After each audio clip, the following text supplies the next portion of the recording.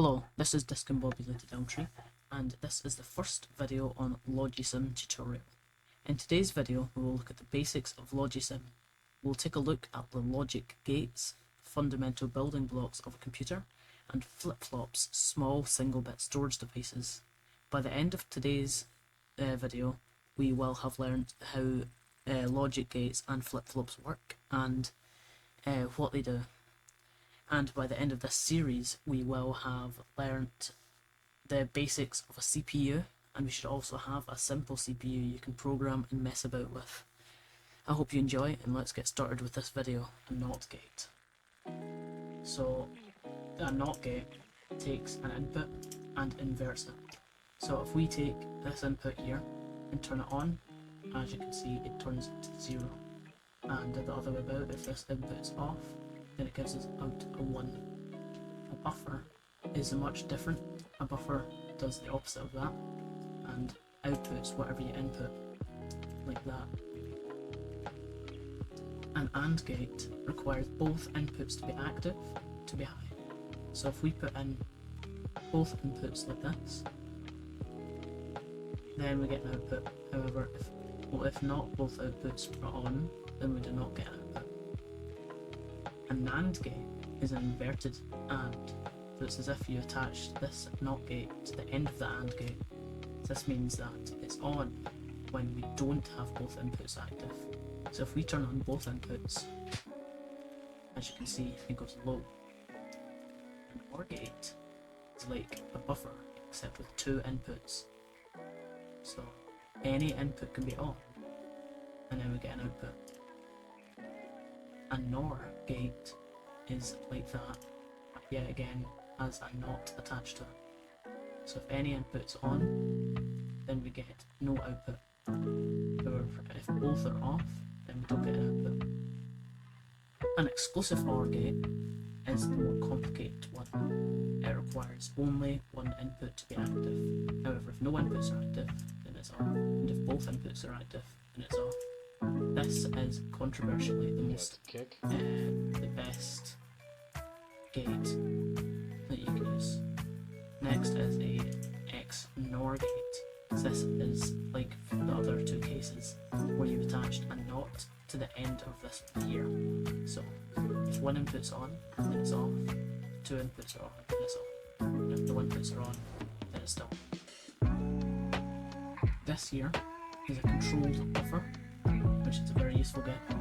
It acts kind of like an AND gate, except you have a larger number, or a larger amount of data going through it. So I could put in a bunch of 1s and 0s here, and then I click this, and I get it through. But without this, I get nothing through. In fact, I get an error through, because it's not letting anything through. So, a way we could get around with this is by adding a pull resistor. So this we just pull the value here to 0.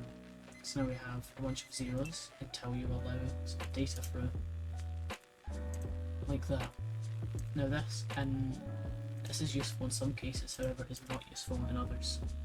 For example, sometimes you don't want to get a bunch of 0s through, because the computer might count that as data. A controlled inverter, however, is much different. So if you put in this number here and then output it, as you can see, all the 1s have turned to 0s and all the 0s have turned to 1s. This is very useful.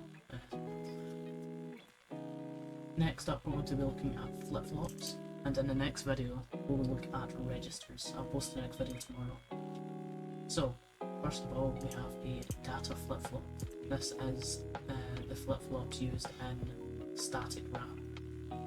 It's also used in registers. So the data flip-flop can be toggled on and off like this. However, without a clock pulse, it's completely useless. So what we're going to do is we're going to have this active, and then the clock pulse basically locks whatever you have in here into it, and then outputs value.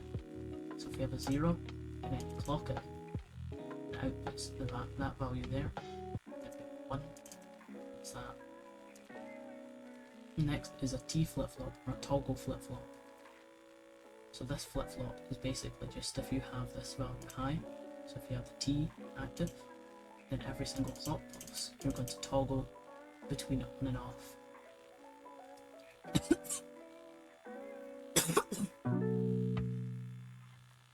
So every clock pulse is going to be on and off. Next up we have an SR flip-flop.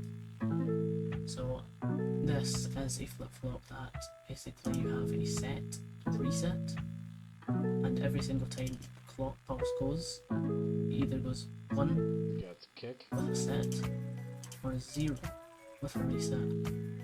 Next is a JK flip-flop. So this can act as an SR flip-flop and a T flip-flop at the same time. The way you can use it as a T flip-flop is by holding in both of these, the J and the K, and then clocking it. As you can see, because what it's doing inside of it is just cycling through a loop, and then the loop gets stopped here, and then next clock pulse gets pulled from here, stopped here, and then so on. So it's a bit more complicated, but and it can also act as an SR latch or SR flip-flop as well. So we can put a K through it now. As you can see, it's putting through a K.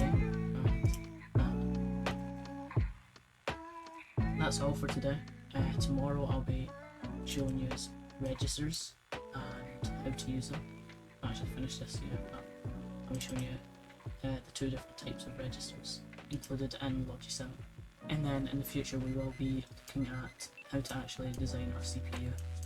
That's all for today. Goodbye.